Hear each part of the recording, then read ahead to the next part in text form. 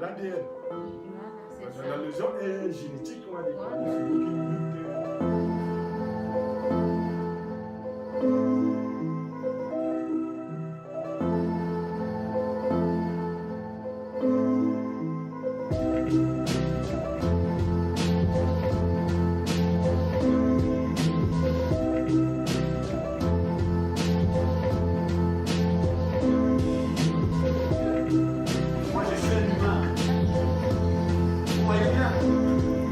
Après, il dit, mais je suis à moi.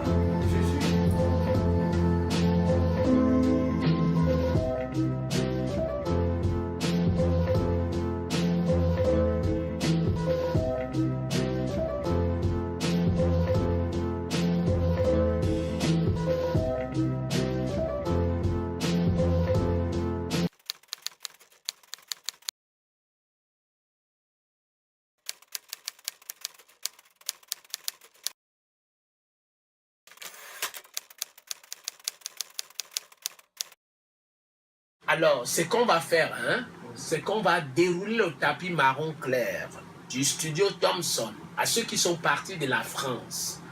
Il y a tout simplement 2 qui ont accepté de parler, 2. Et ils sont partis de Paris. Ils sont venus nous ravitailler en énergie spirituelle, j'allais dire mystique. Je vais introduire un. Il est le révérend pasteur Luc Césaire Bimaillé. Luc Césaire Bimaillé, il est conférencier, il est parti de Paris, il voudrait nous ravitailler. Luc Césaire, bonsoir. Bonsoir, c'est Jean de Dieu, c'est ça? Je suis Jean de Dieu ici. Merci, bonsoir et puis bonsoir à vos auditeurs. Comment ça va? Très bien. Lorsque vous partez de Paris pour venir par là à Yaoundé, c'est un voyage, qu'est-ce que ça vous dit? Ben, déjà, c'est une très très grande joie de me retrouver à Yaoundé parce que je suis originaire de ce pays. Vous êtes un gars Bassa, c'est ça? On peut dire oui. Alors, vous êtes venu pour parler aux Camerounais. On m'a dit que vous voulez parler de la franc-maçonnerie et de la doctrine du Christ Jésus. Quel est le thème de votre conférence? Voilà, peut-être que c'est l'occasion pour moi de préciser le thème de notre conférence qui aura lieu le 20 de ce mois. Le 20 août prochain. 20 août prochain. À quel endroit? À la faculté de théologie protestante à Djongolo. À Eliksono, à à Djongolo. Voilà. C'est une conférence mystique. Le thème Tout dépend de ce que vous mettez dans mystique. dans le terme mystique. Le thème, c'est quoi? Comme je suis beaucoup attaché à l'intelligence des termes, je vous laisse la responsabilité de placer ce que vous placez derrière le mot. Le thème de la conférence porte sur une grande question à laquelle nous prendrons le temps de répondre durant ce temps, parce que je rappelle que c'est une conférence débat. Donc la grande question est, et si la doctrine de la mort et la résurrection de Jésus-Christ, et si la doctrine de la mort et la résurrection de Jésus-Christ était étatique et franc-maçonnique. Donc, il y a une relation entre la doctrine de la mort et résurrection de Jésus-Christ et les affaires de la franc-maçonnerie. Je parle d'abord de l'État, parce que je crois que j'ai d'abord mentionné la dimension de l'État. Je commence par la dimension de la franc-maçonnerie pour aboutir à la dimension de l'État. C'est-à-dire que pendant la conférence, puisque nous ne commencerons pas la conférence ici. Ici, il n'y a pas conférence. Voilà. Donc, nous aurons l'occasion d'aborder ce thème. Un, sur le plan, nous parlerons d'abord de ce que c'est que la vie. De deux, de ce que c'est que la mort. Et nous parlerons aussi de l'identité de l'État. Et nous aborderons aussi très brièvement les modalités de la franc-maçonnerie. Voilà. Alors, avant, c'est les prémices de la conférence. Vous êtes franc-maçon? Rien à voir avec... Vous êtes révérend pasteur. C'est ça. De quelle église? Mais comme vous le dites très bien, moi je m'identifie comme un serviteur de Dieu très haut. Révérend pasteur Voilà. du serviteur de Dieu très haut. Ça veut dire qu'avec une substance, un trésor qui concerne tous ceux qui sont appelés à rentrer dans l'héritage qu'il a pour eux, Alors, sans limite de territoire. quand vous prenez la franc-maçonnerie et vous mettez à côté de la mort et résurrection du Christ, c'est quoi la franc-maçonnerie? Peut-être que c'est là la question, mais à laquelle nous ne répondrons pas. Je continue à dire que la conférence ne commencera pas ici, mais je vais simplement dire un mot. J'aurais souhaité que nos auditeurs Je vais simplement dire un mot dessus. il faut jeter les perles au pourceau. Je vais simplement dire un mot brièvement dessus. Mais tout en invitant nos auditeurs à À venir à la conférence. à la conférence, parce que la conférence, puisque c'est une conférence de Nous allons les inviter. voilà, c'est une conférence débat. Ils auront l'occasion de poser toutes les questions qu'ils veulent après l'exposé qui leur aura été présenté, qui leur aura été servi. Donc, Par le révérend pasteur Luc Césaire Bimaillé. voilà. Et pour dire un mot, comme vous l'avez insisté sur ce qui concerne la franc-maçonnerie, il y a une vision de la franc-maçonnerie qui a été servie à la masse, une vision qui a été gardée, qui est propre à ce qu'on peut appeler ici les initiés, sur le plan initié dans la dimension, moi j'appelle ça initié malsain. Donc, la dimension, la franc-maçonnerie, c'est un projet de société. Elle est une vision de l'homme qui est totalement contraire à celle que le Créateur a pour l'homme. Donc, lorsque vous percevez la franc-maçonnerie comme une vision de la société, je peux vous dire, je peux vous rassurer que les termes, la plupart des termes que les gens utilisent aujourd'hui sont d'inspiration maçonnique. Ce que vous mettez derrière la richesse, ce que vous mettez derrière les termes mystiques, ce que vous mettez derrière les termes intelligence, ces termes-là sont d'influence profondément maçonnique. Ce que vous mettez derrière le terme prospérité, ce que vous mettez derrière le terme, vous voyez très bien le terme grandeur, on peut vous dire... Tout ce qui est puissance, etc., c'est la maçonnerie. Non, c'est pas ce que je vais dire. Je veux vous dire, la maçonnerie, c'est une perversion des termes, une perversion sémantique. C'est-à-dire que lorsque vous prenez l'homme comme un esprit dans le corps, l'héritage de cet esprit, ce sont les vertus du Créateur. Et quand vous ramenez l'homme à se définir à partir des éléments matériels, la richesse se définit par rapport à la possession des éléments matériels. Nous sommes là dans une dimension maçonnique. C'est-à-dire vous sortez l'homme de sa véritable identité pour l'enfermer dans l'illusion.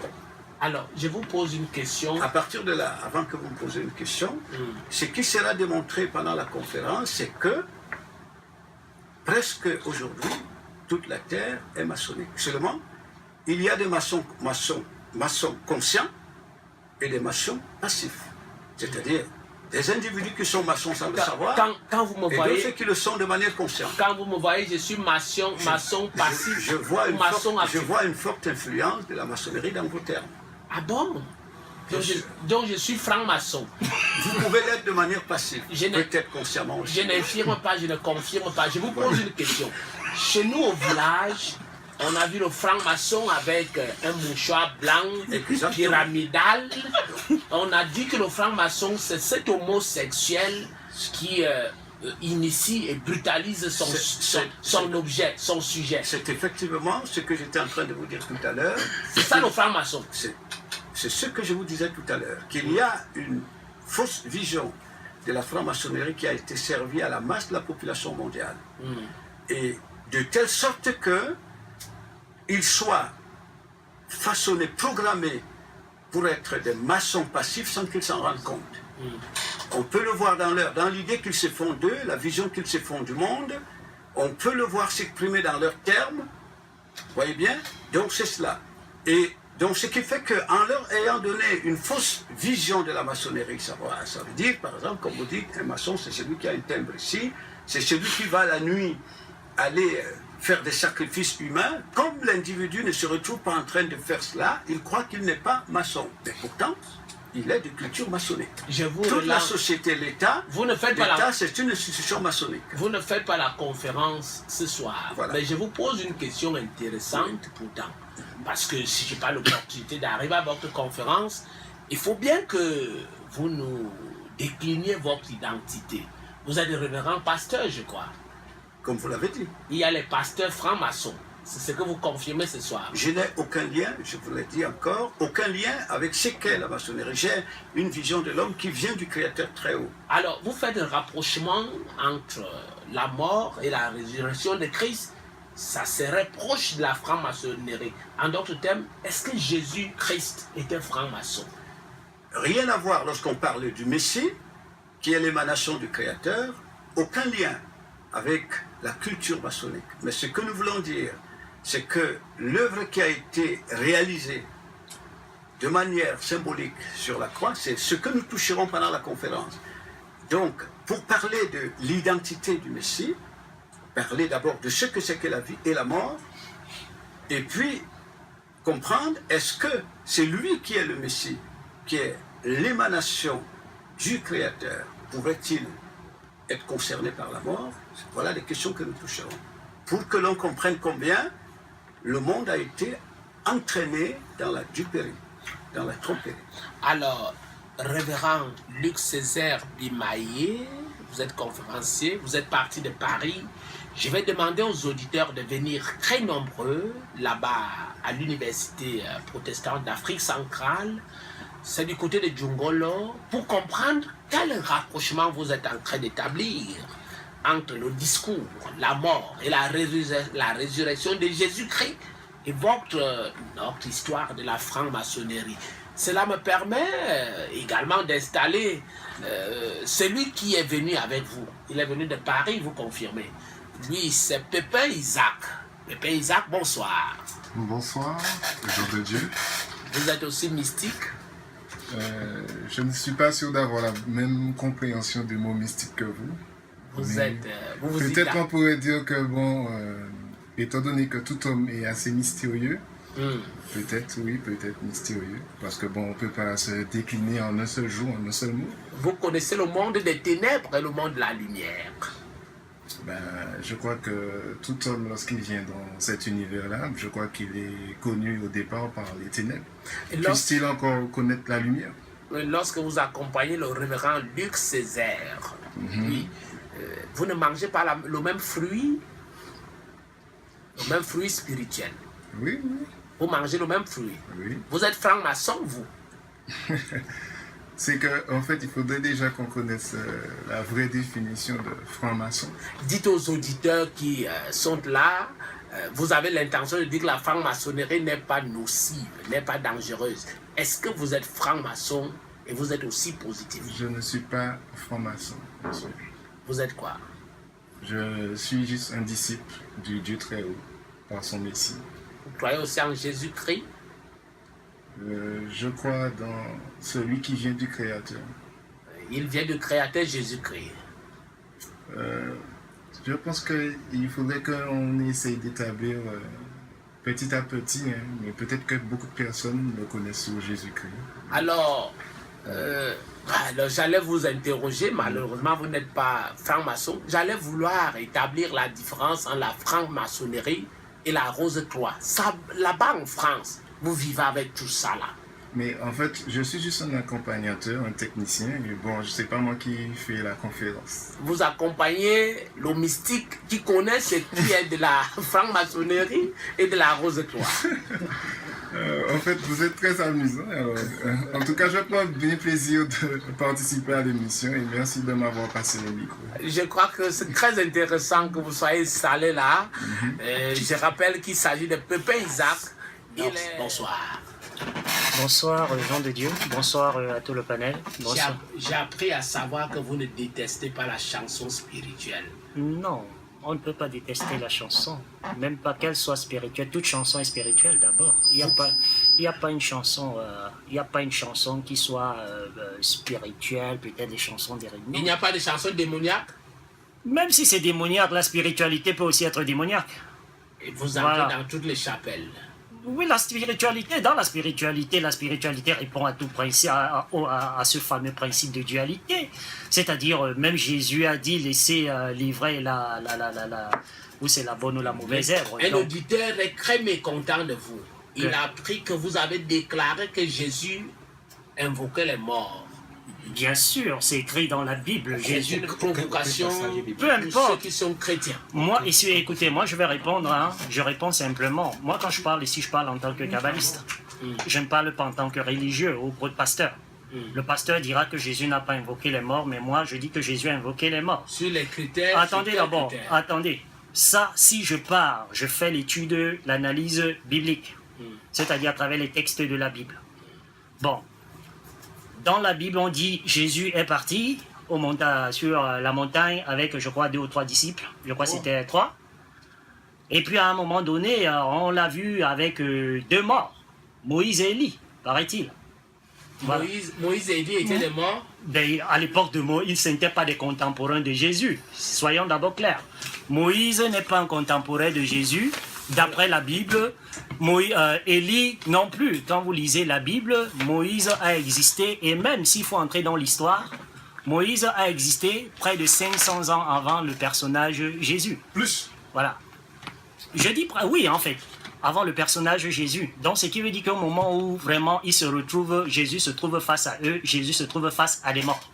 Voilà. Et il ne faut pas blasphémer. Je ne blasphème pas. Je tiens compte de ce qui est écrit dans la Bible. Parce que si je veux rentrer dans la Kabbale, parce que déjà il y a 2 cas. Allez dans la Kabbale. Voilà, justement. Laissez le christianisme s'exprimer seul. Justement. Et comme je peux aussi utiliser la Bible, parce que même la Bible est une œuvre kabbalistique. Voilà. Révérend pasteur, vous voulez dire un mot?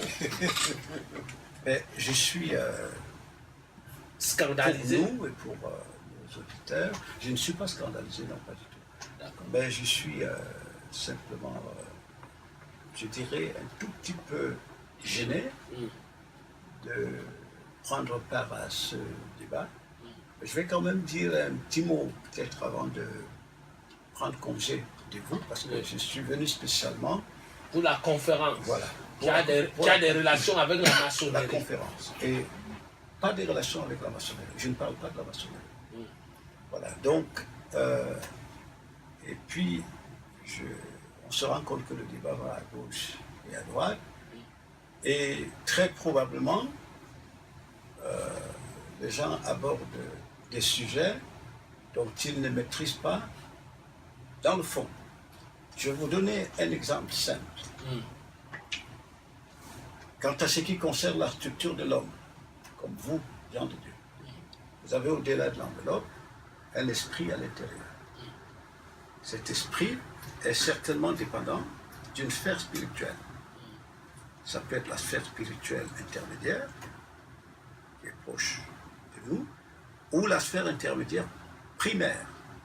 C'est-à-dire, pour moi, la sphère spirituelle primaire, c'est le Créateur, maître suprême de toutes choses. Le principe de l'intelligence. Vous voyez bien.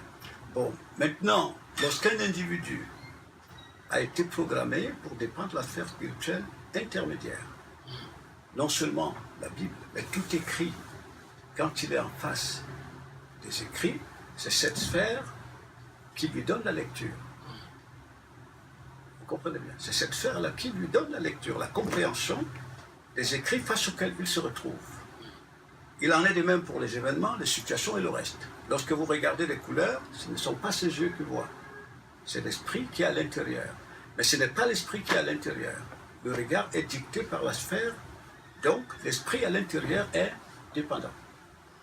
Et lorsqu'on prendrait, vous voyez bien, ça c'est très important, lorsqu'on prendrait l'exemple de ce que dit le jeune homme, Norse, que vous avez présenté comme un kabbaliste. Il est kabbaliste.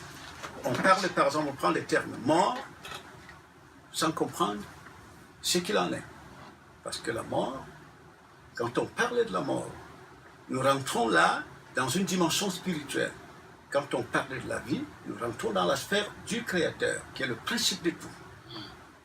Donc la mort, c'est une intelligence, mais une fausse intelligence. Vous comprenez bien? Lorsque vous prenez dans les écrits des personnages comme le Moïse, ils étaient la projection de la vie du Créateur. Donc ils ne sont pas les morts qui sont convoqués. Ils ne sont pas concernés par la mort. Convoqués par... C'est la projection de la vie. Donc Moïse, ce n'est pas un mort qui a été convoqué par Jésus. C'est la projection de la vie. Projection de la vie. Projection de la vie. Élie, c'est la projection de la vie également.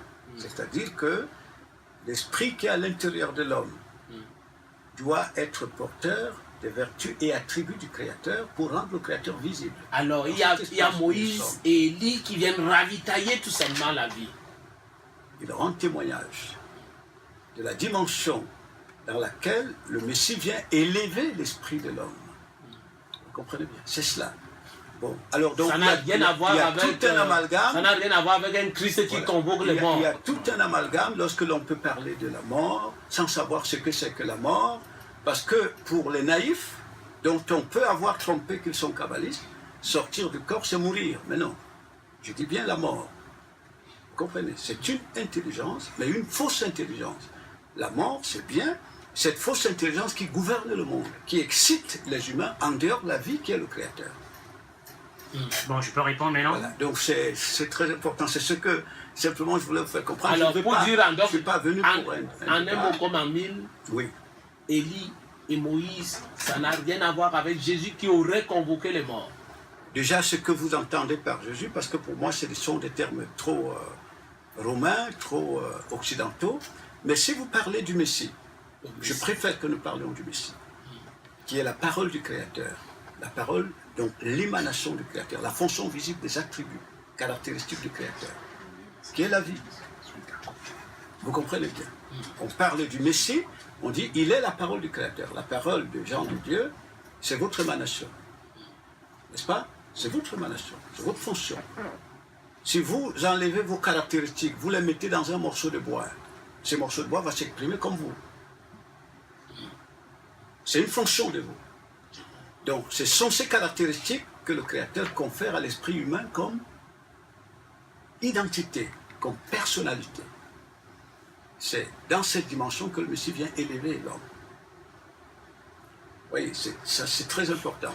Maintenant, si vous rentrez dans la dimension de ce qu'on appelle, c'est totalement, on est là dans totalement autre chose. Et l'autre dimension totalement désordonnée, lorsque on parle des Hébreux, tel qu'on en parle aujourd'hui, voyez bien, lorsqu'on en parle aujourd'hui, parce qu'il y a des individus sur la terre aujourd'hui qui ont tissé des liens avec des forces de mensonges et qu'ils définissent comme étant le Créateur, comme étant Dieu, pour utiliser le terme que tout le monde connaît.